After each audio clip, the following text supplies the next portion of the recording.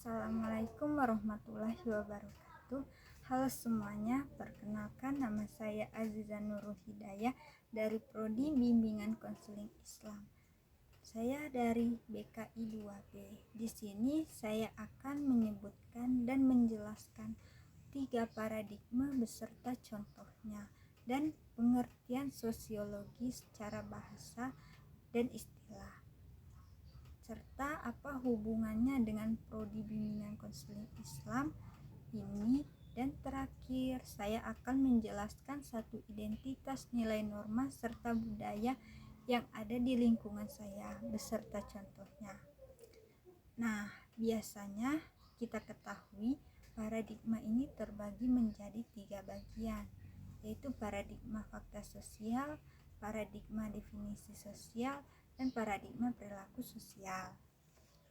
Saya akan menjelaskan paradigma fakta sosial.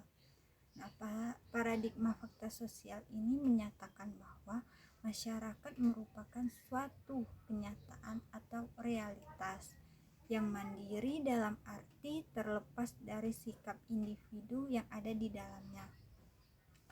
Misalnya, apakah individu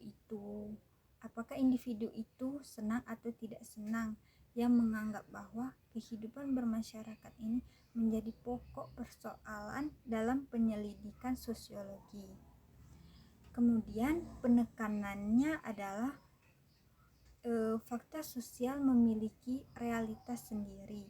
Salah satu contoh fakta sosial yang dapat dijumpai di lingkungan sekitar yaitu adalah siswa. Siswa ini menggunakan seragam khusus di hari-hari yang ditentukan oleh sekolahnya. Seperti misalnya di hari Senin itu. Di hari Senin itu siswa diwajibkan menggunakan seragam putih-putih dan sabuk serta topi. Nah, paradigma definisi sosial.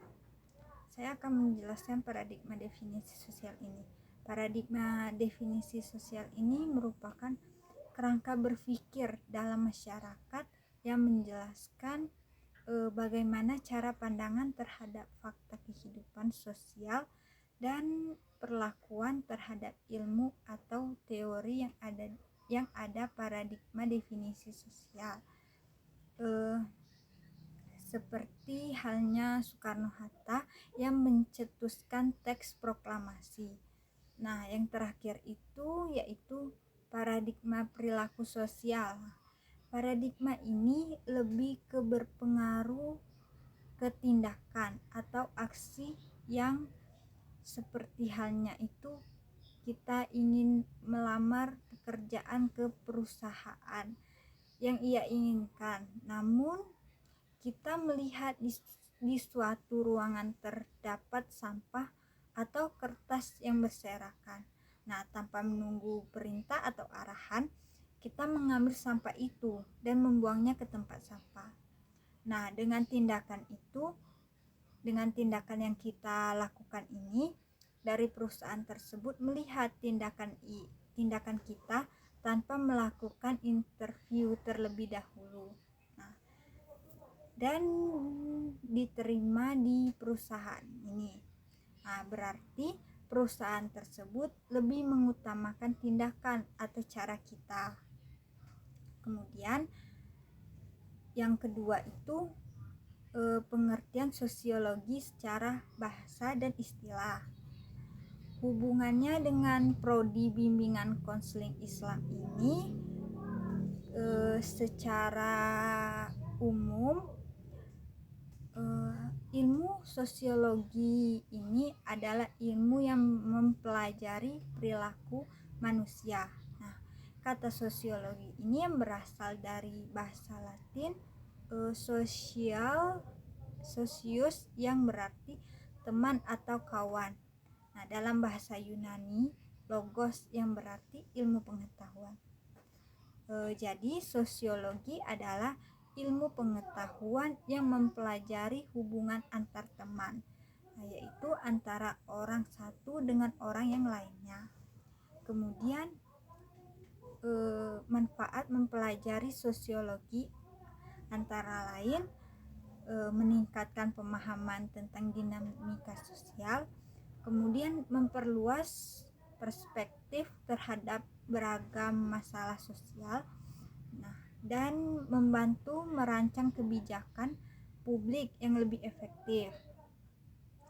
Kemudian hubungannya dengan jurusan bimbingan konseling Islam adalah satu sosiologi yang memberikan pemahaman mendalam tentang masyarakat dan individu di dalamnya.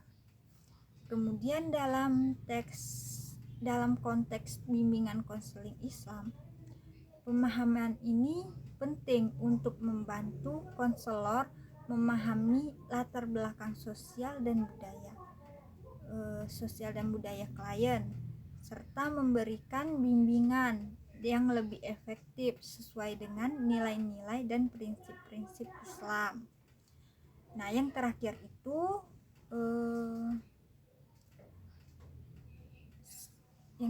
itu ialah identifikasi sosial yang ada nilai norma dan budayanya. Nah, yang akan saya jelaskan yaitu tentang identitas agama. Seperti identitas agama ini melibatkan keyakinan agama individu seperti Islam, Kristen, Hindu, Buddha, atau agama-agama lainnya. Norma yang terkandung dalam identitas agama ini banyak sekali, di antaranya itu setiap agama pasti banyak aturan yang ada di agama Islam. Yang pertama itu dia harus menunaikan ibadahnya sholat, lalu meminta keterangan dengan cara berdoa, dan masih banyak kekurangannya. Begitupun dengan agama-agama yang lainnya, pasti juga banyak aturannya. Nah, nilai serta budaya yang terkandung di dalam identitas agama ini ialah adanya perbedaan, namun tetap saling menjaga perbedaan-perbedaan tersebut dengan cara toleransi tanpa menjanggal agama satu dengan agama lainnya.